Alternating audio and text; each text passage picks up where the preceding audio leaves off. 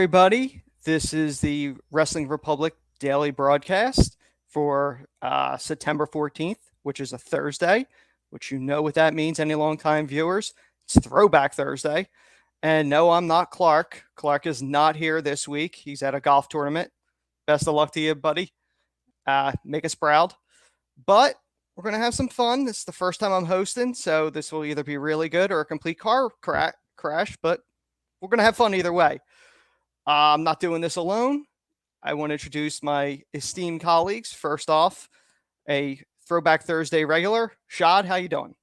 I'm doing good, Anthony. Clark, we miss you, man. Go make some money, went out on that golf course. But nah, it's Throwback Thursday. Very, very good topic this week, obviously, with the week that it is. We'll talk about it. And then Dynamite, man. We got some stuff to say about that. Yeah. So also filling in, first time appearance on a Throwback Thursday. David, how you doing, buddy? Hello, everybody. This is a weird one for me. I'm not used to being on a Throwback Thursday, and you can tell that because I'm one of the younger members of the podcast team, and you can tell how young I am because I wasn't born when this episode, our Throwback Thursday topic happened. I have seen it, and I have things to say.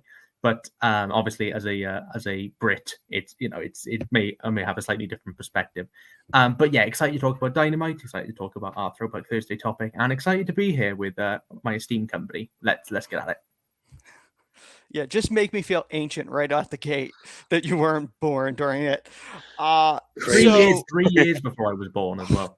God. I know I'm pretty much the oldest here, but that makes it worse.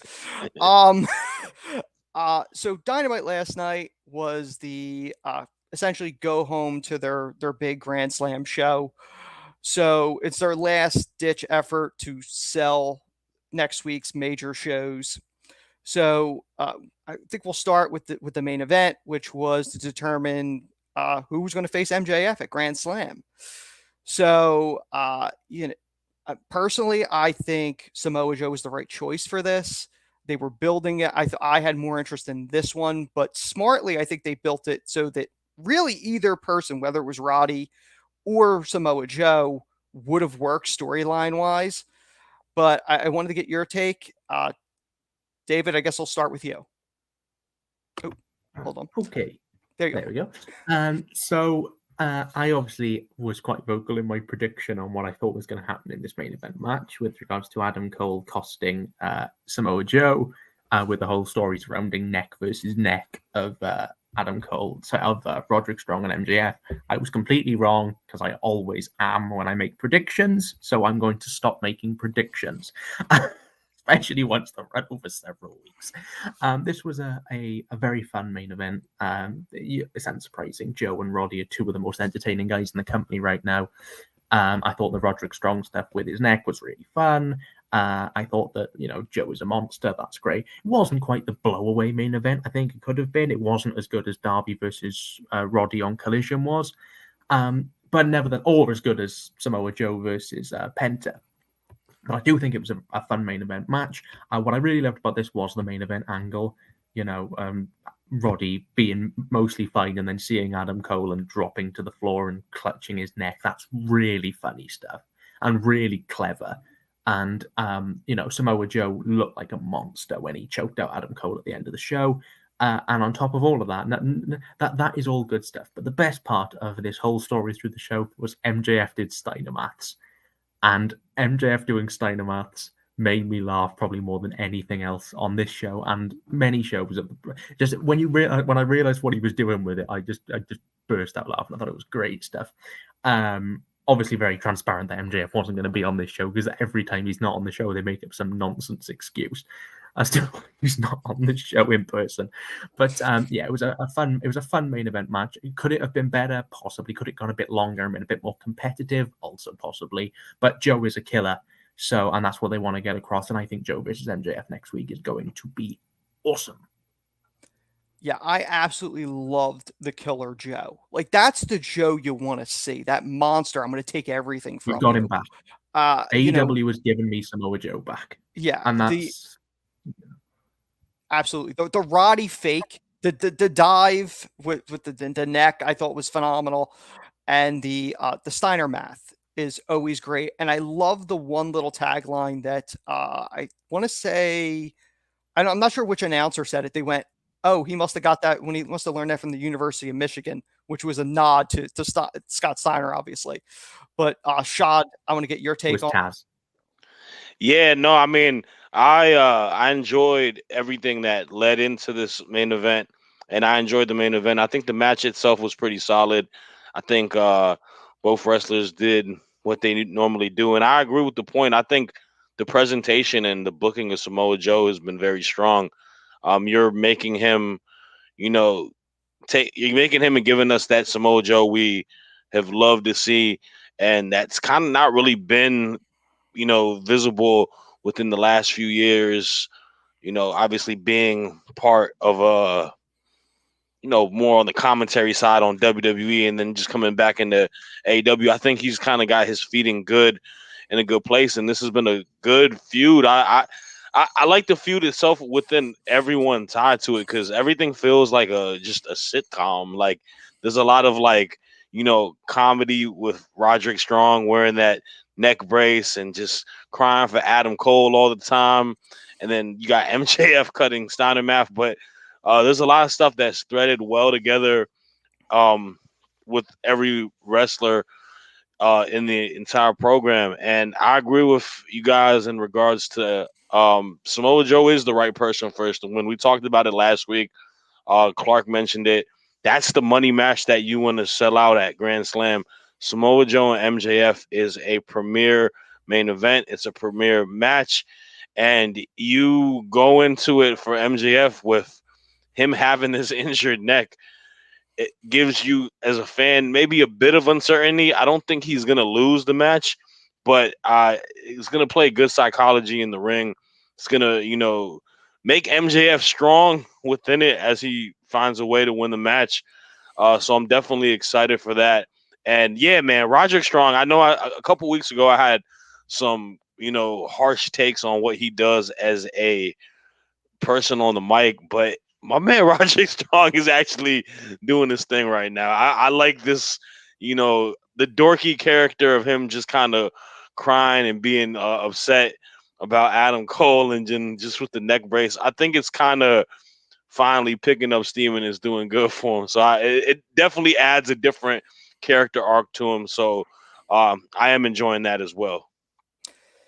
Yeah, the funny part is Samoa Joe impressed me so much last night. It makes me feel like you almost want to see Joe win, because you almost want to see him take the title and tear down MJF. Like for me, like I'm watching it, like I love the MJF reign, but like this Killer Joe that we've been waiting for. Like I know they've done bits and pieces with him with the Ring of Honor TV title, but this was the Joe that I love the most, the Killer.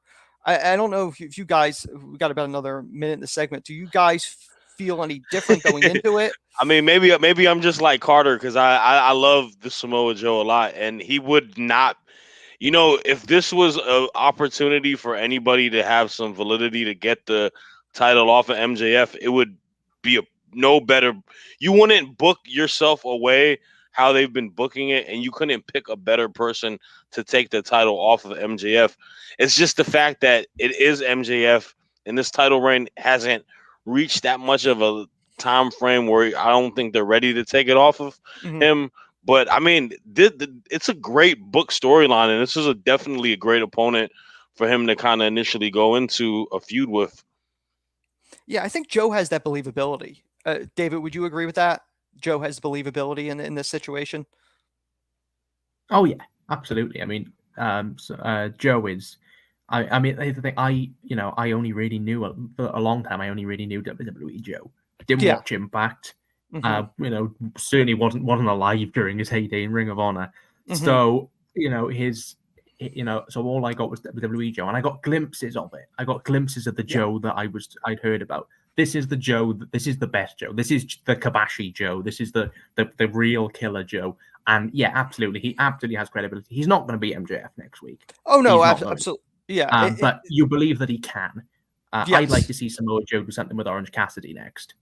That's what I'd like to see Samoa Joe. I'd like to watch as a fan of Orange Cassidy. He's my boy. I'd love to watch a match in which Samoa Joe murders Orange Cassidy, and it'd be like, oh, Cassidy wants to come back. He's depressed. He hasn't got his title, but he's determined to keep going. But his body just goes, no, you can't keep going. That's a good way to get him off the shelf. Yeah, that is a good move. Off. And I think Samoa Joe loses to MJF and decides, you know what, I'm just going to kill somebody now. I don't care how big a star you are. I'm gonna munch you now. And I think Joe versus Cassidy at Wrestle Dream, that sounds like fun to me. Yeah. We got one comment. Greg, thank you very much. Hi to you. Not sure. Face purple crying. Not sure, but okay. So this is the Joe that he would get the chance. Joe's going to kill you. But speaking of Joe's going to kill you, the show opened, which I do love this. They're continuing the international title being the open challenge. To me, I think it's the most prestige. They've made this the most prestigious title because they've had it mean something. I think it's probably the most prestigious one other than the world and maybe the TBS because they've done the open challenge with that too. So it would open up with Moxley against Big Bill, which I still think that is a horrible name for him. But I thought it was competitive. Moxley did his blade job as he always does. But I thought it worked well. It made Bill look like a legit challenger, but obviously, Shad, I kind of want to know what your take is. Yeah, I mean, I thought it was a solid opening match. I think, the dynamic of a heavy like Big Bill and just someone of Moxley's stature always aesthetically looks cool in the ring. But I think they worked a good match. And man, Big Bill, formerly known as, Big Cass, he's really built up so much charisma within time. Like he's playing in a role right now where it's just really adding a new element to him. And it took a little bit of time after they signed him to kind of find him a place. But I really do like this pairing with Ricky Starks. The little thing where he put his blood is lipstick or something, and he was acting all funny and sassy. It just added a new element to him. But now they had a great match. Big Bill's been having very solid matches, whether they be singles matches or tag matches these last couple weeks. But the thing that I enjoyed is what happened after the match. I mean, we're continuing a feud between Ricky Starks and Danielson, and you're adding a different element to it with Starks and the BCC. And I just think both parties of each side are so good at what they do. I think it's going to be a fun feud. And I like the pairing of Ricky Starks and Big Bill. I think Ricky Starks just kind of going back to his heel ways and having, a heavy again. Obviously, he had Hobbs before, but now he's got Big Bill. I think it works, and I'm excited for it. We're going to have a tag team match next week, right, between Starks and Bill versus Danielson and Claudio. I mean, that's going to be a great match, too. So, overall, match was solid. I think both guys did a great job. And, yeah, I'm liking the fact that we're going to continue this, a fighter's champ, like how we had with OC. Moxley, he can run a lot of great matches with a lot of great wrestlers on every, stock of the card, the people that you put on the top of the card to the mid card, to even up and coming guys, making it like a weekly television title, how they've been doing. They brought a lot of prestige as that open, weight, just title that we would probably think the TBS title should have been, but it's all good. Yeah, I think that's a great point that you pointed out, the Ricky Starks, Big Bill. It reminds me very much of Shawn Michaels and Diesel or AJ Styles and Omos. I think that's a comparison I would make. David, do you have anything to add to this match? Or all I'll say is I completely agree on everything that was said about the match itself. Fun, very, very fun. Moxley is such a consistent wrestler, and Big Bill is really good. I think we're going for Starks versus Moxley at Wrestle Dream. That's where I think we're going. And Danielson and Starks had a 5-star match at, All Out. Oh yeah. Don't expect anything less of Starks and Moxley. Mm-hmm. I think this is cool. I think Starks is one of the biggest megastars they have. I think he is extraordinary, and I think this is all great. All great, and I'm really excited for this. Moxley versus Phoenix is a weird one next week. I'll be honest. Oh yeah, Definitely a rematch. they did come. They had the little like interaction It's a too cracking match. backstage. It's a cracking match. But when I saw it, I was like, "Oh, we're moving away from this. We're going back to the start. Okay, fine. It's gonna be a brilliant match. Of course it is." But it was like, "Oh, all right, fair enough. You do you." Before we get to the next one, I think we have a couple comments. WWE 26 says hi, hello, and he also says, "I think Starks will sign with WWE." I actually agree with you. He's friends with Cody. I think there's a good chance. Yeah. But I think no matter where he goes, I don't think whether he goes to AEW, WWE, anywhere he goes, they will see the value in him. And they should. I don't think totally. I think WWE would see great stardom in him. I think AEW do see great stardom in him. Mm-hmm. He'll be wonderful wherever he goes. There's a feud, and obviously I'm biased because I do my Tuesday night reviews. Uh-huh. Ricky Starks versus Carmelo Hayes feud out the gate. That would be compelling. So good. Ricky Starks and LA Knight promo battles. That would be great too. Yeah, that would be awesome. The next one, obviously, the next saga in the Don Callis story. This time, his rivalry with now Takeshita with Ibushi. So, David, it makes the most sense. You're the New Japan expert. Go ahead. You got to give it to us. I won't go that far. I'm New Japan expert. You're more than I am. So I watch New Japan. This was there was a big problem all night on this episode of Dynamite, which was for a lot of it, the crowd did not care. And they got there by the end, but boy, it was quiet for the first half. This was one of the worst examples of it because I thought that Callis cut a fantastic promo. But the crowd just didn't get behind it. And so it kind of, I wouldn't say it died to death. I gave it 4 stars in my review because on the quality of Callis's delivery. But I remember back to the first promo Takeshita cut in Japanese, if you remember that promo, when he first turned heel and Callis did his whole stick, and the crowd were nuclear behind him. Whereas this was just a promo of similar levels of quality, just without the crowd to push it up. Either way, I think this is a very sensible continuation of this storyline.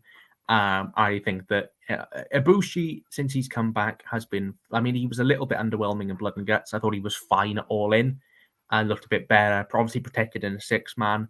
I hope we can get Ibushi back to his strength. I don't know if he'll get back to his full top tier. Obviously, he's still recovering from some injuries. But I do think that Takeshita and Ibushi makes a lot of sense. And I think we're building to Takeshita versus Omega 2, where Omega might get his win back.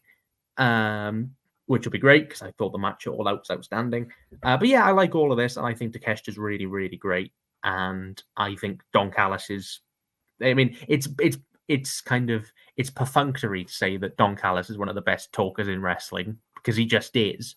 You know, if anyone with eyes can see that, I think. But he's done great. And I also really like the stuff with Daniel Garcia as well.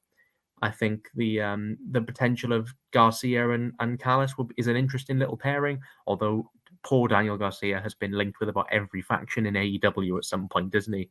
Seems to be his thing. Nearly joined the BCC, nearly joined as part of the JAS. Just stick him on the next pile, I suppose. But, he's got his dance, he's fine. But yeah, this was a really good promo, and I'm excited to see where we go next. Yeah, it's interesting. Don's, I guess, trying to recruit people, and no one wants to join his little family. So I don't really know. Does it count if it's just him and Takeshita? Does that count as a family? I kind of like that. I think it's quite funny. It's hysterical. Yeah. The Callis is this deluded kind of. He's got Osprey. Technically, he's got Osprey. Technically, I don't know after the tattoo fiasco, but maybe we'll get to that if we have time. Shad, do you have anything to add on that, or we'll go on the next one? Yeah, I mean, I agree with David's point. It was probably one of my favorite things on last night's episode. I thought Don Callis's promo was just so personal, and then just playing off of the history of obviously Kenny and Ibushi with the Golden Lovers, and the idea of like I'm gonna take your heart, and then the picture thing is always just funny. Am I the Portraits. only one that thinks Ghostbusters when I see his paintings? Is it the same artist? I want to know. But It's funny shout. all right, I'm gonna check some comments and then we'll get to the next one. New Orleans Superfly. Hope MJF's calculations are correct. The only way his math could get thrown off is if Roderick Strong gets into the mix, causing his calculations to go wrong. That is a variable. That is possible. Well, he knows he can't beat me, and he's not even gonna try. Yeah. Let's see. WWE 26 asking us about Jay Cargill. I mean, we know as much as everyone else does. We not the dirt sheets over here, we brother. don't do the dirt sheet stuff, but unfortunately, I got nothing on that. So let me just take that one. So the next match up was the 4-way, which my first thought was, hey, did somebody find Nyla in catering? Because it seems like you book her and then she's gone for 4 months until they suddenly decide to stick her in a match like this to lose. But it's a shame because I think she could be their monster heel, like almost their Awesome Kong, if you will. Yeah. And they don't use it. But I think Toni Storm was an obvious choice in this because of her history and because they're doing this almost psychotic Marilyn Monroe type character with her. So it didn't shock me that this is the direction they would go. I knew Nyla had no chance, but which was a shame. But Shad, I believe this one is, I'll start with you. Yeah, I mean, it was a match. It happened. You found a way to put sounds accurate. You found a way to put, multiple women's wrestlers in the ring, and it had obviously had stakes to it. But I mean, isn't this like 3/4 of the match that we had at the pay-per-view at All In? You just added, like you mentioned, Nyla Rose from catering and threw her in it. I mean, the match itself was whatever. It was an average match to me. I thought there was a lot of like spots that were kind of clunky.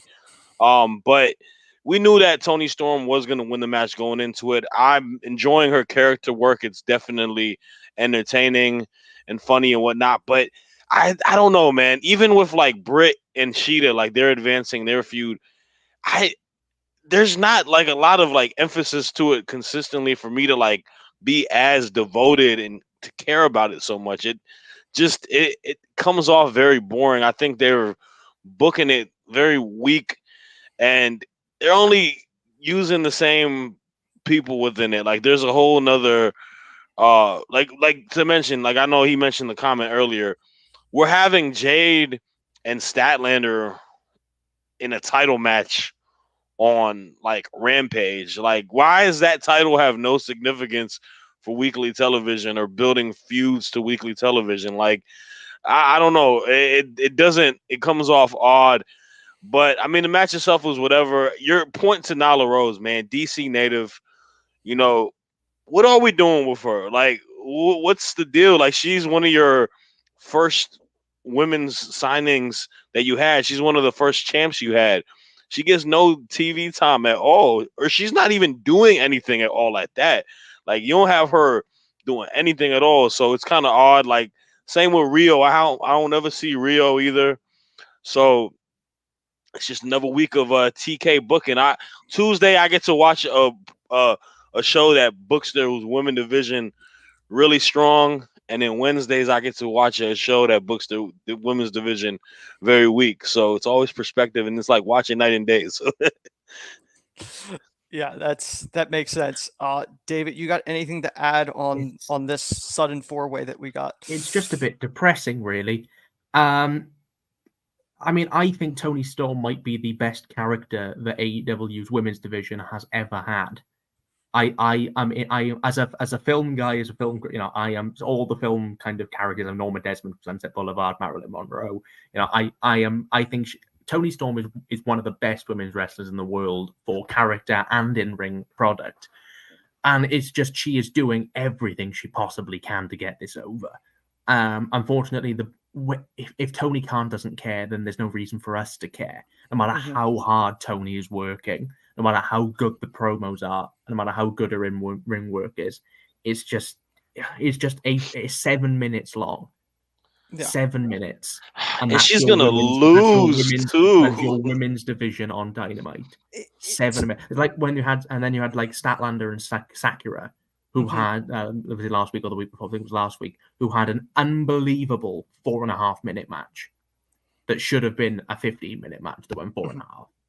You know, and was one of the most hard-hitting matches I've seen all year. But Mhm. it goes 4.5 minutes. The women try, they get no time, and then it's like, right, move on from that. It's painful, and it's a shame because I think AEW have one of the most talented women's rosters in the world. Mhm. So much talent, and nothing's being done with them.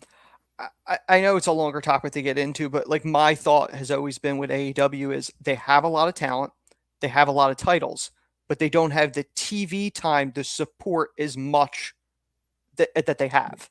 No excuse. And I think that's the biggest problem. They got 3 shows. Apparently, Clark is watching. He said he's 4 Hello, up, Clark. 3 to play. Great show. Let's go, boys. So next up was the Jericho Sammy Guevara situation, which I have said multiple times on this show. It's like the Ross and Rachel of AEW. Will they, won't they? They're friends, they're not friends. Let's just fight it out at this point. So David, I'm going to go with you first on this. Let me know what your thoughts are on this. What as irritating as friends is as well. Yeah. Look, here's the thing. I like Jericho. I like Guevara. I thought their match with Aussie Open was brilliant, really brilliant. But their will, they won't. I don't care. I do not care. The promo, I thought it was a bit of a mess, to be honest. It was a well delivered. I liked the chemistry they had when they were felt very kind of natural to begin with, when they were kind of playing off each other. That was fun. But then it's little things like Guevara saying that he wants to be his own man, and then 3 sentences later saying they want to go for the tag titles. Like, what? Pick a lane. Are we going with them as a tag team? Are we going with them that that Guevara wants to be his own man? What's the story here? And I just think it's a bit confusing. I think the match at Grand Slam will be really good, and I think that Jericho will put Guevara over. But it's just like, do I care? Not really. And it's unfortunate because I do think that there is certainly potential in this. It's just it is like I said, it's the Ross and Rachel. It's the same thing as when the Judgment Day would go back and forth between are they together, are they not every week. And Exactly. there's only so many weeks you can play the card before you stop caring. And unfortunately, I think the cards have been withheld now for far too long, and it's just I kind of lost interest. But the match next week will be good, so swings and roundabouts, I suppose. I think that's the biggest problem they have is match quality wise, it probably will hold up. Story wise, I'm with you, David. I honestly don't care. Like they haven't given me anything to bite into going, I can't wait to see this match. It's the complete opposite of Joe MJF. You want to see that. I tell you what, it's the complete opposite of as well. It's the complete opposite of Jericho versus Ospreay. Correct. Jericho versus Ospreay, they sold you in 1 week. 1 week of build that had nothing to do with a month-long story with Guevara. It was just, here's why I want to win. Here's why I want to win. Now fight. And it was so effective. It was a phenomenal segment. And this we have gone on for months, borderline years at this point. And it's incredible how just like kind of middling. It feels like Jericho's gone so far backwards. I'd genuinely rather Jericho just do like dream matches now and just build you up. Why should I care about this guy fighting this guy in small bursts and then go away for a little bit and then come back? And because Jericho versus Ospreay was incredible. And both in the ring and from a story perspective, the face-heel dynamic was wrong. But either way. But then, it's just like, because I really like Jericho and I get frustrated with the amount of hate Jericho gets now.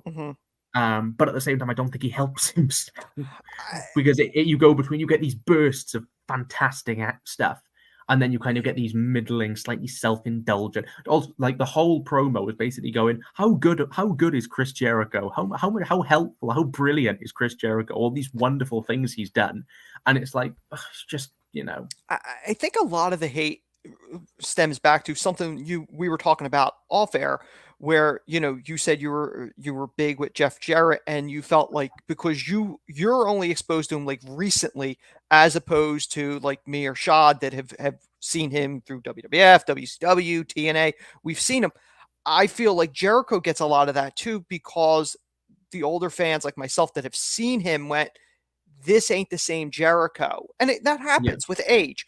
So I think that's a large reason why he gets a lot of the backlash because of that.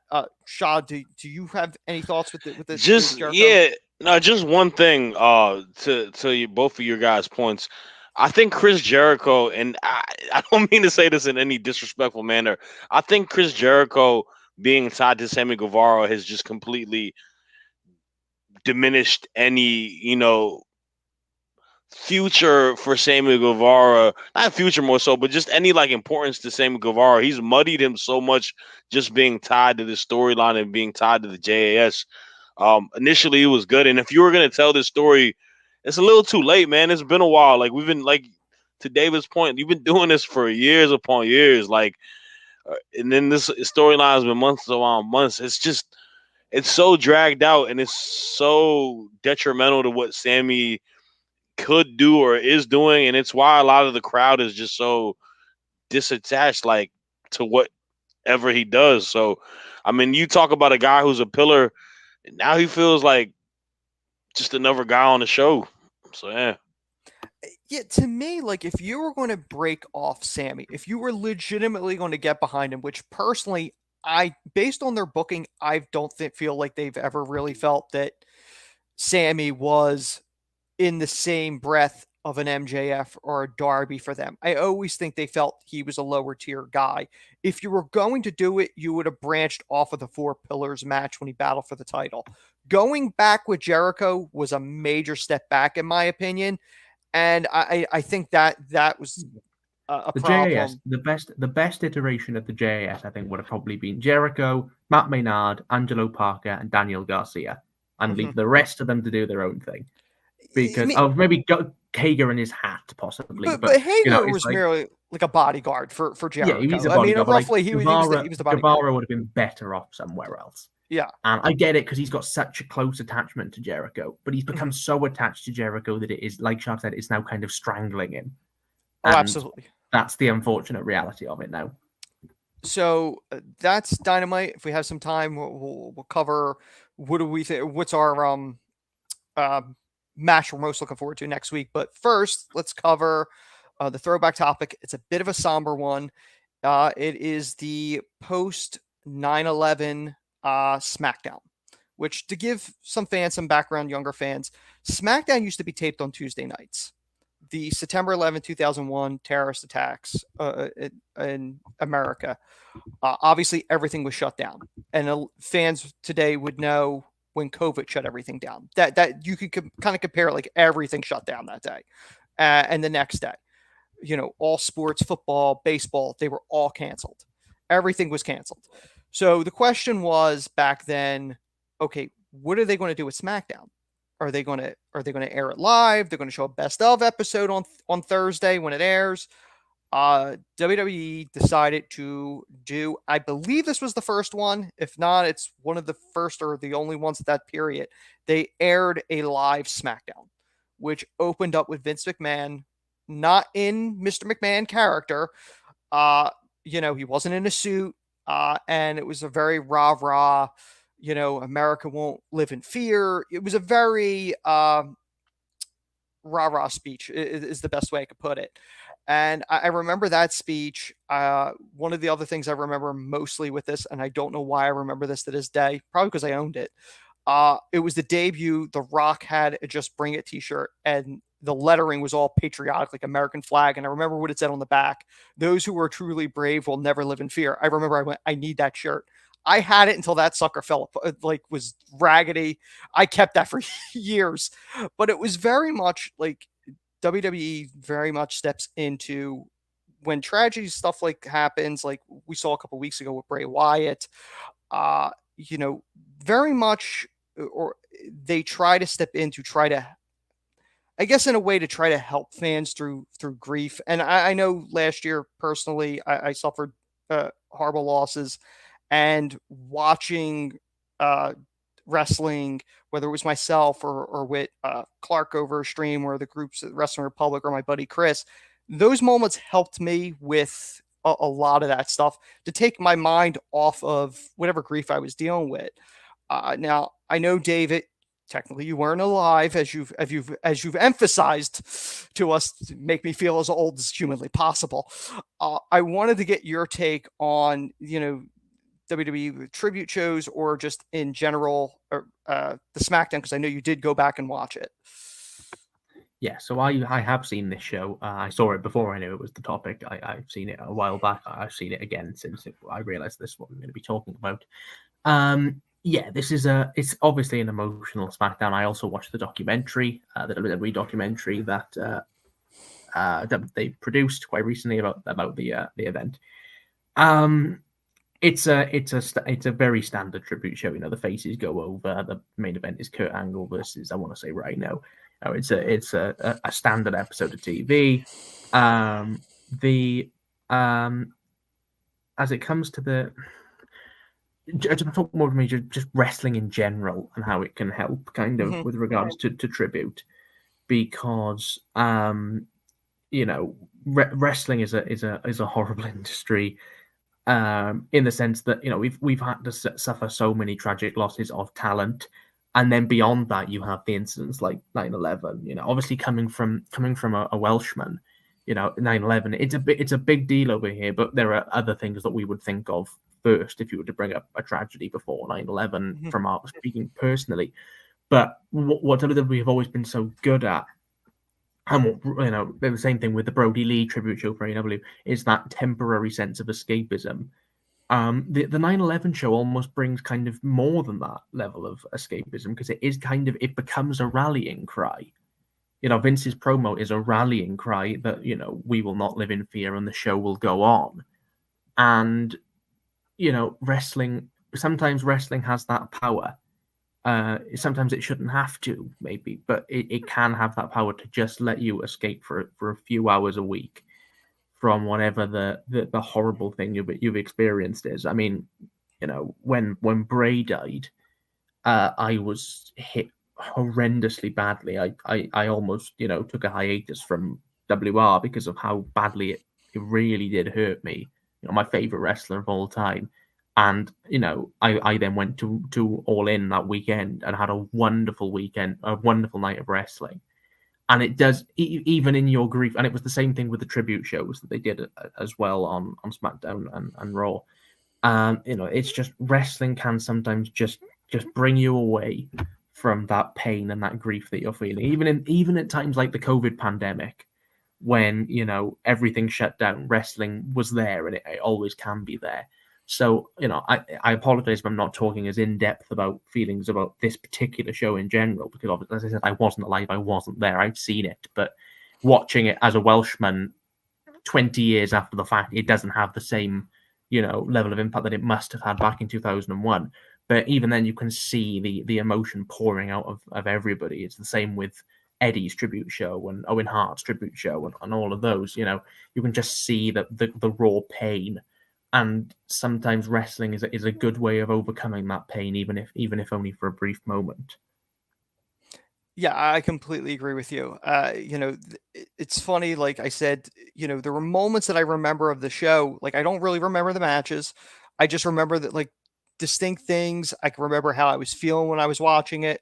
It's one of those moments when 9/11 happened, you remember exactly where you were. Like, people go, oh, when something, like, you remember the specific point exactly where you were when you found out.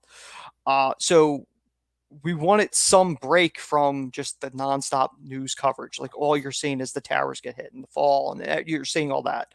So the wrestling was absolutely a huge break at the time. Shad, what's your thoughts? Yeah, I mean, I remember episode happening, because it was,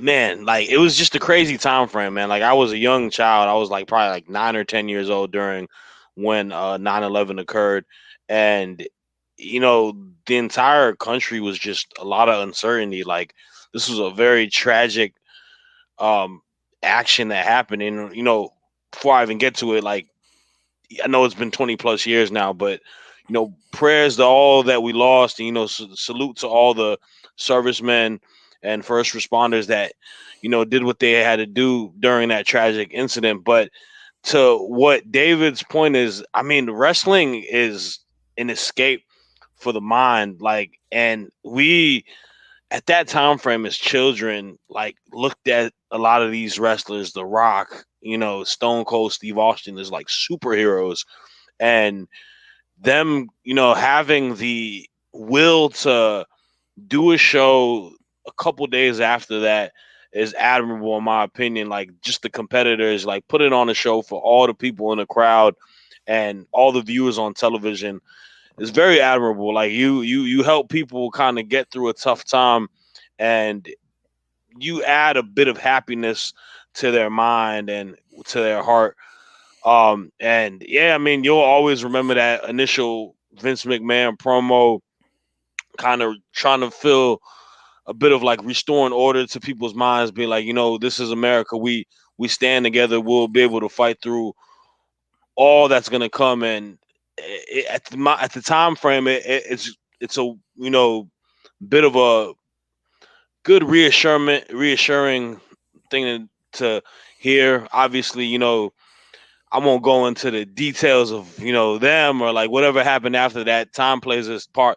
But if we're talking directly about the show, I think it did a great job. I think WWE does a good job with tribute shows, just in general. Like you were mentioning, like with the Bray Wyatt tribute show that we had, and just everything. Their production team is so good, and they're able to kind of work upon stuff like that. And like, yeah, what you say, you took a thought out of my head too, David. Like, just to the point, like we talk about the pandemic, man. Like these guys did a great job to give us some sort of like television escape during a time frame that the entire globe didn't know what was going to happen. With the world shutting down, they still put their best efforts to keep everybody entertained, and wrestling in empty arenas but still giving us something to do. So I always have a lot of respect for professional wrestlers in this industry. I think professional wrestling is a thing that I love and admire. It's the reason why I'm here every Thursday, Tuesday,